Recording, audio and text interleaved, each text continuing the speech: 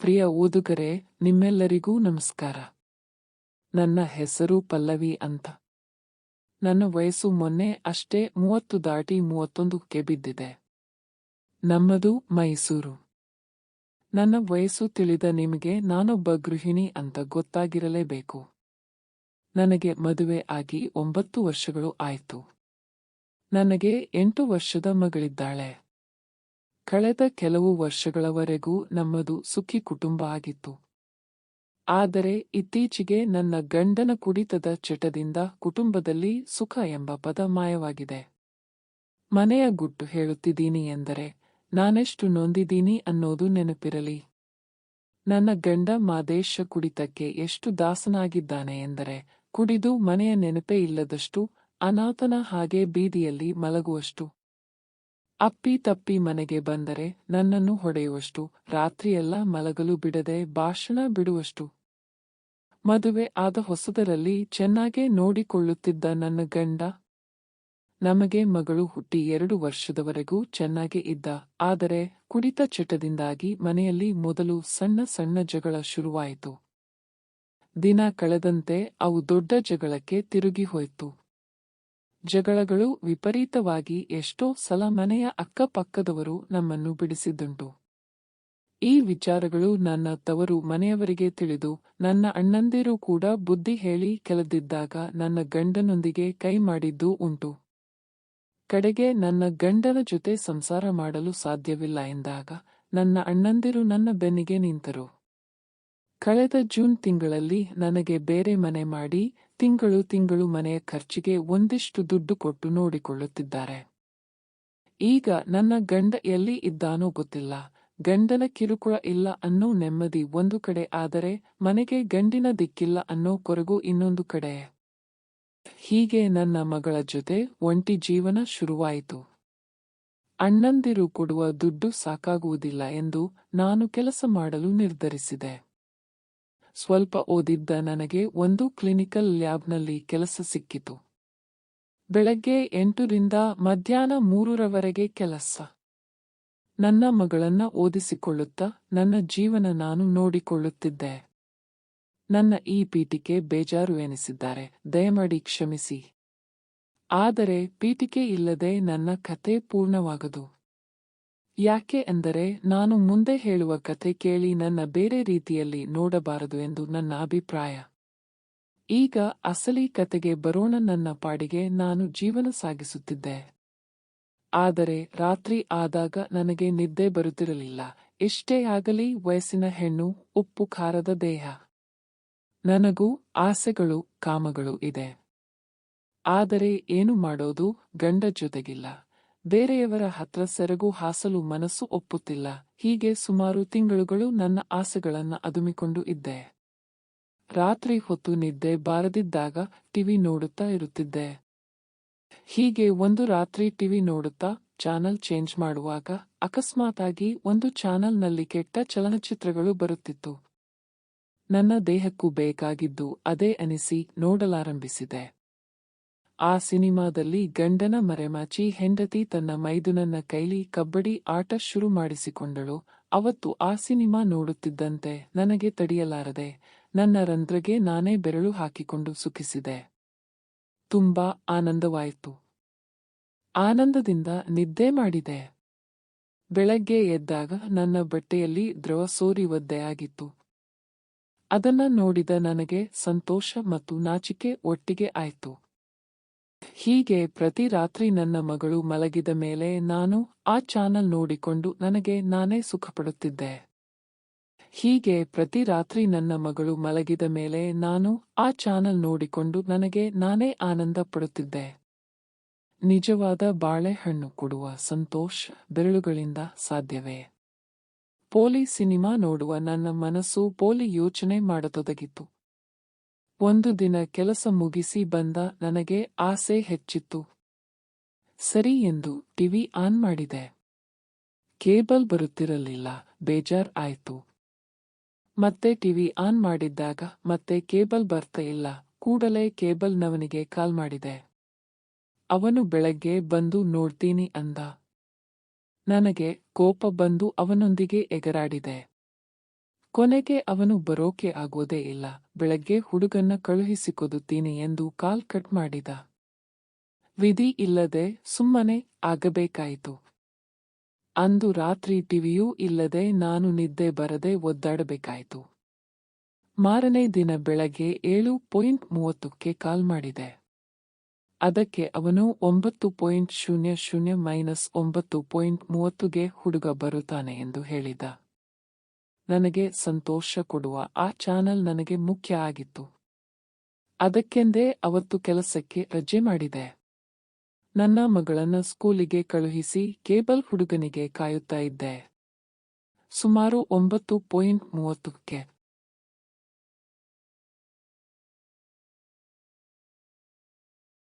ಯಾರೋ ಬಾಗಿಲು ತಟ್ಟಿದ್ದರು. ಬಾಗಿಲು ತೆಗೆದು ನೋಡಿದೆ. ಅದು ನನಗೆ ಪರಿಚಯ ಇದ್ದ ಹುಡುಗ. ಹೆಸರು ಸುನೀಲ್ ಅಂತ. ನನ್ನ ಅಣ್ಣನ ಸ್ನೇಹಿತನ ತಮ್ಮ. ನನಗೆ ಆಶ್ಚರ್ಯ ಆಯ್ತು. ನಾನು, ಹೇ, ಏನೋ ನೀನು ಇಲ್ಲಿ? ಸುನೀಲ್, ಅಕ್ಕ, ನೀವೇನು ಇಲ್ಲಿ ಈ ಏರಿಯಾದಲ್ಲಿ? ನಾನು, ಹೂಂ ಕಣೋ, ಇದೇ ಮನೆಯಲ್ಲಿ ಇರೋದು. 3 ತಿಂಗಳಾಯಿತು ಬಂದು. ನೀನೇನು ಇಲ್ಲಿ? ಸುನೀಲ್, ಇಲ್ಲಿ ಯಾರೋ ಕೇಬಲ್ ಬರ್ತಿಲ್ಲ ಅಂತ ಫೋನ್ ಮಾಡಿದ್ದರಂತೆ. ಅದಕ್ಕೆ ಬಂದೆ. ಆದರೆ ಮನೇನೇ ಸಿಗ್ತಾ ಇಲ್ಲ. ನಾನು ಜೋರಾಗಿ ನಗುತ್ತಾ, ಅದು ನಾನೇ ಕಣೋ ಫೋನ್ ಮಾಡಿದ್ದು. ಬಾ ಒಳಗೆ ಅಂತ ಕರೆದೆ. ಸುನೀಲ್ ಒಳಗೆ ಬಂದ. ಸುನೀಲ್ಗೆ ನನ್ನ ಕತೆ ಗೊತ್ತು. ಅವನು ಒಳ್ಳೆ ಹುಡುಗ. ಅವನು ಚಿಕ್ಕವನಾಗಿದ್ದಾಗಿನಿಂದ ಗೊತ್ತಿರುವ ಹುಡುಗ. ನಾನು, ಏನೋ ಅಪ್ಪ ಅಮ್ಮ ಚೆನ್ನಾಗಿದ್ದಾರ? ಸುನೀಲ್, ಹೂಂ ಅಕ್ಕ, ಚೆನ್ನಾಗಿದ್ದಾರೆ. ನೀವು ಹೇಗಿದ್ದೀರಾ? ನಾನು, ಹೂಂ ಕಣೋ, ನಾನು ಕೂಡ ಚೆನ್ನಾಗೇ ಇದ್ದೀನಿ. ಸುನೀಲ್ ನನ್ನ ಮುಖ ನೋಡಿ ಬೇಜಾರ್ ಮಾಡಿಕೊಂಡ. ಮತ್ತೆ, ಅಕ್ಕ, ನಿಮಗೆ ಮಗಳು ಇದ್ದಾಳಲ್ವಾ? ಎಲ್ಲಿ? ಕಾಣಿಸ್ತಾ ಇಲ್ಲ. ನಾನು, ಸ್ಕೂಲಿಗೆ ಹೋಗಿದ್ದಾಳೆ ಕಣೋ. ಸುನೀಲ್, ಅಕ್ಕ, ಇಲ್ಲಿ ಯಾರ ಜೊತೆ ಇದ್ದೀರಾ? ನಾನು ಮತ್ತೆ ನನ್ನ ಮಗಳು ಅಷ್ಟೇ ಕಣೋ ಅಂತ ಬೇಜಾರಿಂದ ಹೇಳಿದೆ. ಸುನೀಲ್ ನನ್ನ ಭಾವನೆ ಅರ್ಥ ಮಾಡಿಕೊಂಡು, ಅಕ್ಕ, ಇದೇ ಪಕ್ಕದ ಬೀದಿಯಲ್ಲಿ ನಮ್ಮ ಮನೆ. ನಾನು, ಹೌದೇನೋ? ಮತ್ತೆ ನೋಡೇ ಇಲ್ಲ ನಿನ್ನ. ಸುನೀಲ್, ಅಯ್ಯೋ, ನನಗೆ ನಂಬೋಕೆ ಆಗ್ತಿಲ್ಲ. ನಾನು, ಹೋಗ್ಲಿ ಬಿಡು, ಈಗಲಾದರೂ ಗೊತ್ತಾಯ್ತು ಅಲ್ವಾ? ಏನ್ ಕೆಲಸ ಮಾಡ್ತಾ ಇದ್ದೀಯಾ? ಸುನೀಲ್, ಕೇಬಲ್ ಕೆಲಸ ಅಕ್ಕ, 2 ತಿಂಗಳಾಯಿತು ಸೇರಿ. ನಾನು, ಓಹ್ ಹೌದಾ? ಹೋಗ್ಲಿ ಬಿಡು, ಯಾವುದೋ ಒಂದು ಮಾಡ್ತಾ ಇದ್ರೆ ಸಾಕು. ಸುನೀಲ್ ಮಾತು ಆಡುತ್ತಾ ಯಾಕೋ ನನ್ನ ಕಡೆ ನೋಡಿದ. ಅವನ ನೋಟ ನನ್ನ ಮುಖದಿಂದ ಕಾಲಿನವರೆಗೂ ಇತ್ತು. ನನಗೂ ವಿಚಿತ್ರ ಅನಿಸಿತು. ನಾನು, ಏನೋ ಹಾಗೆ ನೋಡ್ತಾ ಇದ್ದೀಯಾ? ಸುನೀಲ್, ಏನೂ ಇಲ್ಲ ಅಕ್ಕ, ಈಗ ಸ್ವಲ್ಪ ನೋಡೋ ಹಾಗೆ ಆಗಿದ್ದೀರಾ. ನಾನು, ಓಹ್ ಹೌದಾ? ಆದರೂ ನನ್ನ ಯಾರು ನೋಡ್ಬೇಕು ಬಿಡೋ. ಸುನೀಲ್, ಯಾಕೆ ಅಕ್ಕ ಹಾಗೆ ಹೇಳ್ತೀರಾ? ನಾನು, ತಮಾಷೆಗೆ. ವಯಸ್ಸಾದ ಆಂಟಿ ಕಣೋ ನಾನು, ನನ್ನ ಯಾರು ನೋಡ್ಬೇಕು ಅಂದೆ. ಸುನೀಲ್, ಸುಮ್ಮನೆ ಇರ್ರಿ ಅಕ್ಕ, ನೀವೇನು ಆಂಟಿ ತರ ಇಲ್ಲ. ನಾನು, ಸರಿ ಇರು, ಟೀ ಮಾಡ್ಕೊ ಬರ್ತೀನಿ ಅಂತ ಅಡಿಗೆ ಮನೆಗೆ ಹೋದೆ. ನಾನಿದ್ದ ಮನೆ ಚಿಕ್ಕದ್ದು. ಮೊದಲನೇ ಮಹಡಿಯಲ್ಲಿರುವ ಒಂಟಿ ಮನೆ. ಒಂದು ಹಾಲ್ ಮತ್ತೆ ಅಡಿಗೆ ಮನೆ. ಅಡಿಗೆ ಮನೆಯಲ್ಲೇ ಬಚ್ಚಲು ಕೂಡ ಇದೆ. ಹಾಲ್ನಲ್ಲಿ ಒಂದು ಮಂಚ, ಕಪಾಟು ಬಿಟ್ಟರೆ ಟಿವಿ ಸ್ಟ್ಯಾಂಡ್ ಮಾತ್ರ ಇದೆ. ಮಂಚದ ಮೇಲೆ ಕೂತರೆ ಅಡಿಗೆ ಮನೆ ಕಾಣುತ್ತೆ. ನಾನು ಟೀ ಮಾಡ್ತಾ ಇದ್ದೆ.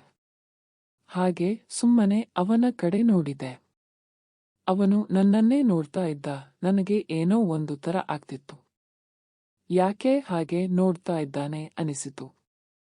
ನಾನು ಉಟ್ಟಿದ್ದ ನೈಟಿ ಹಿಂದೆ ಒಮ್ಮೆ ನೋಡಿಕೊಂಡೆ. ಎಲ್ಲಾನು ಸರಿ ಇತ್ತು. ಆದರೂ ಗೊತ್ತಾಗಲಿಲ್ಲ. ಆದರೂ ಸುಮ್ಮನಿದ್ದೆ. ಟೀ ತಗೊಂಡು ಬಂದು ಅವನಿಗೆ ಕೊಟ್ಟೆ. ಸುನಿಲ್ ಟೀ ಕುಡಿತಾ? ಏನ್ ಅಕ್ಕ ಪ್ರಾಬ್ಲಮ್ ಕೇಬಲ್ದು? ನಾನು, ಗೊತ್ತಿಲ್ಲ ಕಣೋ. ನೆನ್ನೆ ಮಧ್ಯಾಹ್ನದಿಂದ ಬರ್ತಾ ಇಲ್ಲ, ಅದಕ್ಕೆ ಫೋನ್ ಮಾಡಿದ್ದೆ. ಸುನಿಲ್, ಹೌದಾ, ಎಲ್ಲಿ? ಟಿವಿ ಆನ್ ಮಾಡಿ. ನಾನು, ಮೊದಲು ಟೀ ಕುಡಿ, ಆಮೇಲೆ ನೋಡು. ಸುನಿಲ್ ಸರಿ ಅಂತ ಟೀ ಕುಡಿತಿದ್ದ. ನಾನು ಸುನಿಲ್ನ ನೋಡುತ್ತಿದ್ದೆ. ಅವನು ತುಂಬಾ ಚೆನ್ನಾಗಿ ಬೆಳೆದಿದ್ದಾನೆ. ಒಳ್ಳೆ ಮೈಕಟ್ಟು, ಒಳ್ಳೆ ಹೈಟು, ವೈಟ್ ಇದ್ದಾನೆ. ನಾನು, ಏನೋ ಜಿಮ್ಗೆ ಹೋಗುತ್ತಿದ್ದೀಯಾ ಹೇಗೆ? ಸುನಿಲ್, ಹೂಂ ಅಕ್ಕ, ನಿಮಗೆ ಹೇಗೆ ಗೊತ್ತಾಯ್ತು? ನಾನು, ನಿನ್ನ ಬಾಡಿ ನೋಡಿ ಕೇಳ್ದೆ ಕಣೋ. ನಿನಗೆ ಯಾವಾಗಲೋ ಮದುವೆ? ಎಷ್ಟು ವಯಸ್ಸು? ಸುನಿಲ್ ನಾಚುತ್ತಾ, ಇನ್ನು 24 ಅಕ್ಕ. ಈಗಲೇ ಮದುವೆನಾ? ನಾನು, ಹೂಂ ಕಣೋ, ಈಗಲೇ ಕರೆಕ್ಟ್ ವಯಸ್ಸು ಮದುವೆ ಆಗೋಕೆ ಅಂತ ತಮಾಷೆ ಮಾಡಿದೆ. ಸುನಿಲ್, ಸುಮ್ಮನಿರಿ ಅಕ್ಕ, ತಮಾಷೆ ಮಾಡ್ಬೇಡಿ. ನಾನು, ಯಾಕೋ ನಾಚ್ಕೊಳ್ತಿದ್ದೀಯಾ ಅಂತ ನಗಾಡಿದೆ. ಸುನಿಲ್, ಸರಿ ಅಕ್ಕ, ಟಿವಿ ಆನ್ ಮಾಡಿ. ನಾನು ಅವನ ಕಡೆ ನೋಡಿ ನಗುತ್ತಾ ಟಿವಿ ಆನ್ ಮಾಡಿದೆ. ಸುನಿಲ್ ಟಿವಿ ಚೆಕ್ ಮಾಡಿದ. ಆದರೂ ಪ್ರಾಬ್ಲಮ್ ಗೊತ್ತಾಗ್ಲಿಲ್ಲ. ಮನೆ ಆಚೆ ಹೋಗಿ ಕೇಬಲ್ ಲೈನ್ ಚೆಕ್ ಮಾಡಿದ. ಒಂದು ಕಡೆ ಕೇಬಲ್ನ ಬಾಕ್ಸ್ ಹತ್ರ ಹೋಗಿ ಚೆಕ್ ಮಾಡಿ ಏನೋ ಮಾಡಿದ. ನಾನು, ಹೂಂ ಕಣೋ, ಕೆಳಗಿನ ಮಕ್ಕಳು ಬರ್ತಾರೆ ಆಟ ಆಡೋಕೆ. ಯಾಕೆ? ಸುನಿಲ್, ಅದೇ ವೈರ್ನ ಎಳೆದಿದ್ದಾರೆ, ಲೂಸ್ ಆಗಿತ್ತು. ಈಗ ಚೆಕ್ ಮಾಡಿ. ನಾನು ಮನೆ ಒಳಗೆ ಬಂದು ನೋಡಿದೆ. ಬರ್ತಾ ಇತ್ತು. ಆಚೆ ಬಂದು ಬರ್ತಾ ಇದೆ ಎಂದು ಹೇಳಿದೆ. ಸುನಿಲ್ ಮತ್ತೆ ಮನೆಗೆ ಬಂದು ಟಿವಿ ಚೆಕ್ ಮಾಡ್ತಾ ಇದ್ದ. ನಾನು, ಒಟ್ಟು ಎಷ್ಟು ಚಾನಲ್ ಬರುತ್ತೆ? ಸುನಿಲ್, ಒಟ್ಟು 270 ಬರುತ್ತೆ. ನಾನು, ಹೇಗ್? ನಿನಗೆ ಒಂದು ಕೇಳಬೇಕು. ಯಾರಿಗೂ ಹೇಳಬಾರದು. ಸುನಿಲ್, ಏನ್ ಅಕ್ಕ ಅದು? ನಾನು ಅವನನ್ನೇ ನೋಡುತ್ತಾ, ನಿಜ ಹೇಳ್ಬೇಕು. ಸುನಿಲ್, ಯಾವುದರ ಬಗ್ಗೆ ಅಕ್ಕ? ನಾನು ಅವನ ಹತ್ರ ಹೋಗಿ, ಈ ಚಾನಲ್ನಲ್ಲಿ ಎಷ್ಟು ಗಂಟೆಗೆ ಫಿಲಂ ಹಾಕೋದು? ಸುನಿಲ್, ಯಾವ ಚಾನೆಲ್ ಅಕ್ಕ? ನಾನು ಆ ಚಾನಲ್ ಹಾಕಿ ಕೊಟ್ಟೆ. ಅದರಲ್ಲಿ ಯಾವುದೋ ಫಿಲಂ ಓಡುತ್ತಿತ್ತು. ಅದು ಹಳೆಯ ಫಿಲಂ, ಮತ್ತೆ ಹಾಕಿದ್ದರು. ಅದ್ರಲ್ಲಿ ಮನೆ ಕೆಲಸ ಮಾಡುವವನ ಜೊತೆ ಮನೆ ಯಜಮಾನಿ ಮಾಡಿಸಿಕೊಳ್ಳುವ ಕತೆ. ಅದನ್ನ ನೋಡಿ ನಂಗೆ ನಾಚಿಕೆ ಆಯ್ತು. ಒಂದು ಸಲ ಸುನಿಲ್ ಕಡೆ ನೋಡಿದೆ. ಅವನು ಆ ಚಾನಲ್ ನೋಡ್ತಾ ಇದ್ದ. ಅವನಿಗೂ ನಾಚಿಕೆ ಆಯ್ತು. ಹಾಗೆ ಅವನ ಪ್ಯಾಂಟ್ ಕಡೆ ಕಣ್ಣು ಹಾಯಿಸಿದೆ. ಹೂಂ, ಪ್ಯಾಂಟ್ ಉಬ್ಬಿತ್ತು. ಸುನಿಲ್ ನನ್ನ ನೋಡುತ್ತಾ ನಾಚಿಕೆಯಿಂದ, ಗೊತ್ತಿಲ್ಲ ಅಕ್ಕ ಅಂದ. ನಾನು, ಅಲ್ಲೇ ಕೆಲಸ ಮಾಡೋ, ನಿನಗೆ ಗೊತ್ತಿಲ್ವೇನೋ ಎಂದೆ. ಸುನಿಲ್, ಇಲ್ಲ ಅಕ್ಕ, ಗೊತ್ತಿಲ್ಲ ಅಂತ ತಲೆ ತಿರುಗಿಸಿದ. ನಾನು ಅವನ ಬೆನ್ನಿಗೆ ಗುದ್ದಿದೆ. ಸುಳ್ಳು ಹೇಳ್ತೀಯಾ ಕಳ್ಳ ಎಂದೆ. ಸುನಿಲ್ ನನ್ನ ನೋಡ್ತಾ, ಗೊತ್ತಿಲ್ಲ ಅಕ್ಕ, ಚೆಕ್ ಮಾಡಿ ಹೇಳ್ತೀನಿ ಅಂದ. ನಾನು, ಸರಿ ಹೋಗ್ಲಿ ಬಿಡು, ಆದರೆ ಯಾರಿಗೂ ಹೇಳಬೇಡ ಕಣೋ ಅಂದೆ. ಸುನಿಲ್, ನನಗೆ ಅರ್ಥ ಆಗುತ್ತೆ ಬಿಡಕ್ಕ, ಹೇಳಲ್ಲ ಅಂದ. ನನಗೆ ನಾಚಿಕೆ ಆಯ್ತು. ಅಷ್ಟರಲ್ಲಿ ಆ ಚಾನಲ್ನಲ್ಲಿ ಸರಸ ಸನ್ನಿವೇಶ ಬರ್ತಾ ಇತ್ತು. ಅದನ್ನ ನೋಡಿ ಇಬ್ಬರಿಗೂ ನಾಚಿಕೆ. ಸುನಿಲ್, ಅಕ್ಕ, ಮತ್ತೆ ಏನು ಪ್ರಾಬ್ಲಮ್ ಇಲ್ಲ ತಾನೇ? ನಾನು ಅವನನ್ನೇ ನೋಡುತ್ತಾ, ಇಲ್ಲ ಅಂದೆ. ಸುನಿಲ್, ಹಾಗಾದ್ರೆ ನಾನು ಬರ್ತೀನಿ ಅಂದ. ನಾನು, ಯಾಕೋ? ಇರೋ ಸ್ವಲ್ಪ ಹೊತ್ತು. ಸುನಿಲ್, ಇನ್ನು ಬೇರೆ ಕಡೆ ಹೋಗಬೇಕು ಅಕ್ಕ ಎಂದ. ನಾನು ಸರಿ ಅಂತ ಬೇಜಾರ್ ಹೇಳಿದೆ. ಅವನು ಆಚೆ ಬಂದು ಚಪ್ಪಲಿ ಹಾಕಿಕೊಳ್ಳುತ್ತಿದ್ದ ಆಗ ನಾನು, ಹೇ ಸುನಿಲ್, ನಿನ್ನ ನಂಬರ್ ಕೊಡೋ, ಏನಾದ್ರೂ ಪ್ರಾಬ್ಲಮ್ ಇದ್ರೆ ಕಾಲ್ ಮಾಡುತ್ತೀನಿ. ಸುನಿಲ್ ತನ್ನ ನಂಬರ್ ಕೊಟ್ಟು ಹೊರಟು ಹೋದ. ನಾನು ಒಳಗೆ ಬಂದು ಬಾಗಿಲು ಹಾಕಿಕೊಂಡು ಸಿನಿಮಾ ನೋಡೋಕೆ ಕುಳಿತೆ. ಹಾಗೆ ಯೋಚಿಸುತ್ತಾ ಸುನಿಲ್ ಬಗ್ಗೆ ಯೋಚನೆ ಬಂತು. ಮೊದಲು ನೆನಪಿಗೆ ಬಂದಿದ್ದು ಅವನ ಪ್ಯಾಂಟ್ ಉಬ್ಬಿದ್ದು. ಅದನ್ನ ನೆನೆದು ಮತ್ತೆ ಆಸೆ ಆಯ್ತು. ಆಗಲೇ ಸುನಿಲ್ನ ಬಗ್ಗೆ ಆಸೆಯ ಭಾವನೆ ಬಂದಿದ್ದು. ಒಳ್ಳೆ ಹೈಟು, ವೇಟು, ಒಳ್ಳೆ ಬಾಡಿ ಇದೆ. ಅವನ ಬಾಡಿ ನೆನೆಸಿಕೊಳ್ಳುತ್ತಾ ಯಾಕೋ ಸುನಿಲ್ನ ಒಂದು ಸಲ ನೋಡ್ಬೇಕು ಅನಿಸಿತು. ಮತ್ತೆ ಯೋಚಿಸುತ್ತಾ ಬರೀ ನೋಡೋದ. ತುಂಬಾ ಯೋಚಿಸಿ ಆಗಿದ್ದು ಆಗಲಿ ಸುನಿಲ್ ಹತ್ರ ಕಬಡ್ಡಿ ಆಟ ಮಾಡಬೇಕೆಂದು ನಿರ್ಧರಿಸಿದೆ. ಗಡಿಯಾರ ನೋಡಿದೆ. 12 ಗಂಟೆ. ನನ್ನ ಮಗಳು ಬರೋದು ಸಂಜೆ 5ಕ್ಕೆ. ಇನ್ನು ಸಮಯ ಇದೆ. ಇದೇ ಒಳ್ಳೆ ಸಮಯ ಎಂದು ಅವನಿಗೆ ಫೋನ್ ಮಾಡಿದೆ. ಸುನಿಲ್, ಹಲೋ, ಯಾರು? ನಾನು, ಹೇ ಸುನಿಲ್, ನಾನು ಕಣೋ ಪಲ್ಲವಿ. ಸುನಿಲ್, ಹಾಂ ಅಕ್ಕ, ಹೇಳಿ. ನಾನು, ಮತ್ತೆ ಕೇಬಲ್ ಬರ್ತಾ ಇಲ್ಲ ಕಣೋ. ಸುನಿಲ್, ಹೌದಾ? ಬೆಳಗ್ಗೆ ಸರಿ ಮಾಡಿದ್ದೆ ಅಲ್ವಾ ಅಕ್ಕ?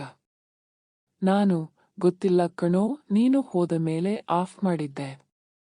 ಈಗ ನೋಡಿದ್ರೆ ಬರ್ತಾ ಇಲ್ಲ ಅಂತ ಸುಳ್ಳು ಹೇಳಿದೆ. ಸುನಿಲ್, ಅಕ್ಕ ಬೆಳಗ್ಗೆ ತೋರ್ಸಿದ್ನಲ್ಲ ಆ ಬಾಕ್ಸ್ ಅಲ್ಲಿ ಒಂದು ಸಲ ನೋಡಿ. ನಾನು, ನನಗೆ ಅದೆಲ್ಲ ಗೊತ್ತಾಗೋಲ್ಲ ಕಣೋ. ಪ್ಲೀಸ್ ಬಂದು ಹೋಗೋ. ಸುನಿಲ್, ಸರಿ ಅಕ್ಕ, ಒಂದು ಅರ್ಧ ಗಂಟೆಯಾಗುತ್ತೆ. ಬರ್ತೀನಿ. ನಾನು, ಸರಿ ಕಣೋ. ಥ್ಯಾಂಕ್ಸ್. ಇಡ್ಲಾ? ಸುನಿಲ್, ಸರಿ ಅಕ್ಕ, ಬಾಯ್. ಕಾಲ್ ಕಟ್ ಮಾಡಿದೆ. ನನಗೆ ಖುಷಿಯಲ್ಲಿ ಏನ್ ಮಾಡ್ಬೇಕು ಅಂತ ಗೊತ್ತಾಗ್ತಾ ಇಲ್ಲ. ಮನಸ್ಸಲ್ಲಿ ಚಿಟ್ಟೆಗಳು ಹಾರಾಡಿದ ಹಾಗೆ ಆಯ್ತು. ನಾನು ಸುನಿಲ್ ಬರುವಷ್ಟರಲ್ಲಿ ರೆಡಿ ಆಗ್ಬೇಕು ಅಂತ ಸ್ನಾನಕ್ಕೆ ಹೋದೆ. ಬೇಗ ಸ್ನಾನ ಮುಗಿಸಿದೆ. ಸ್ನಾನ ಮಾಡುವಾಗ ರಂಧ್ರಗೆ ಚೆನ್ನಾಗಿ ಸೋಪ್ ಇಂದ ಕ್ಲೀನ್ ಮಾಡಿಕೊಂಡೆ. ಬಚ್ಚಲಿಂದ ಆಚೆ ಬಂದು ಕನ್ನಡಿಯಲ್ಲಿ ನನ್ನನ್ನ ನೋಡಿಕೊಂಡೆ. ಬಾಗಿಲು ಬಡಿದ ಶಬ್ದ ಕೇಳಿಸಿತು. ಟವೆಲ್ ಸುತ್ತಿಕೊಂಡು ಬಾಗಿಲ ಬಳಿ ಹೋಗಿ ಬಾಗಿಲ ಒಂದು ತೂತಿನಲ್ಲಿ ಇಣುಕಿ ನೋಡಿದೆ. ಎದೆ ಜಲ್ ಎಂದೆನಿಸಿತು. ಅದು ಸುನೀಲ್. ನಾನು ನಾಟಕ ಮಾಡುತ್ತಾ? ಯಾರು? ಸುನೀಲ್, ಅಕ್ಕ, ನಾನು ಸುನೀಲ್. ನಾನು, ಓ ನೀನಾ, ಬಂದೆ ಎನ್ನುತ್ತಾ ಬಾಗಿಲು ತೆಗೆದೆ. ನಾನು ಅವನ ಕೈ ಹಿಡಿದು, ಯಾರಾದರೂ ನೋಡಿದ್ರೆ ಬಾರೋ ಒಳಗೆ ಅಂತ ಒಳಗೆ ಎಳೆದುಕೊಂಡೆ. ಒಳಗೆ ಬಂದ ಸುನಿಲ್ ದಿಕ್ಕು ತೋಚದಂತೆ ನಿಂತುಬಿಟ್ಟ. ಅವನ ಕಣ್ಣುಗಳು ನನ್ನನ್ನು ನೋಡುತ್ತಲೇ ಇದ್ದವು. ನಾನು, ಹೇ, ಏನೋ ಹಾಗೆ ನೋಡ್ತಾ ಇದ್ದೀಯಾ? ಸುನಿಲ್ ಬಡಬಡಿಸುತ್ತಾ. ಅದು ಅಕ್ಕ. ನಾನು, ಏನೋ ಯಾವತ್ತೂ ಹುಡುಗಿ ಬಾಡಿ ನೋಡಿಲ್ವೇನೋ ಎಂದೆ. ಸುನಿಲ್ ಎಂಜಲು ನುಂಗುತ್ತಾ ಇಲ್ಲ ಅಂತ ತಲೆ ಆಡಿಸಿದ. ನಾನು ಅವನ ಪ್ಯಾಂಟ್ ನೋಡುತ್ತಾ, ಸರಿ, ಕೂತುಕೋ. ಯಾಕೆ ನಿಂತೇ ಇದ್ದೀಯಾ? ಸುನಿಲ್ ನನ್ನ ನೋಡುತ್ತಲೇ ಮಂಚದ ಮೇಲೆ ಕುಳಿತ.